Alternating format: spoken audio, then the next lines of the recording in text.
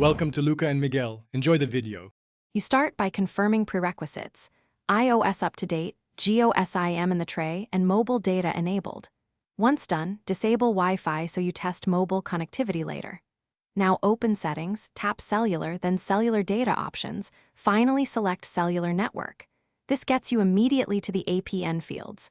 Make sure you have the exact Geo APN values ready. We will enter them next. If you aren't seeing the Cellular Network menu, continue and I'll show alternatives.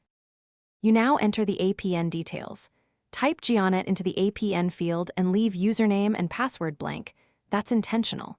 If your carrier requires, add MMSC and MMS proxy values, otherwise skip them. Wrong values can break MMS.